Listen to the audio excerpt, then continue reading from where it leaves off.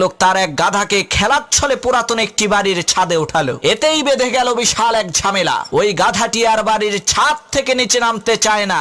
গাধাকে অনেক আদর সোহাগ করা হলো, কিন্তু সে কিছুতেই ছাদ থেকে নামবে না। তখন সেই গাধার মালিক বিরক্ত হয়ে গাধাটিকে ছাদ থেকে নামানোর জন্য জোরে করে একটা ধাক্কা দিল। এদিকে ধাক্কা খেয়ে রাগান্বিত হয়ে সেই গাধাটি তার মালিককে একটা লাথি মেরে ছাদের উপর থেকে নিচে ফেলে দিল।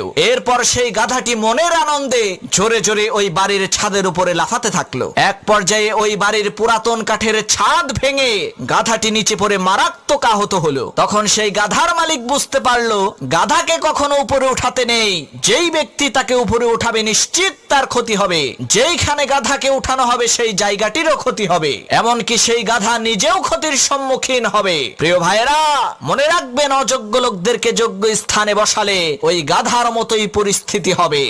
এক লোক তার এক গাধাকে খেলার ছলে পুরাতন একটি বাড়ির ছাদে উঠালো। এতেই বেঁধে গেল বিশাল এক ঝামেলা। ওই গাধাটি আর বাড়ির ছাদ থেকে নিচে নামতে চায় না। গাধাকে অনেক আদর সোহাগ করা হলো, কিন্তু সে কিছুতেই ছাদ থেকে নামবে না। তখন সেই গাধার মালিক বিরক্ত হয়ে গাধাটিকে ছাদ থেকে নামানোর জন্য জোরে করে একটা ধাক্কা দিল। এদিকে ধাক্কা খেয়ে রাগান্বিত হয়ে সেই গাধাটি তার মালিককে একটা লাথি মেরে ছাদের উপর থেকে নিচে ফেলে দিল।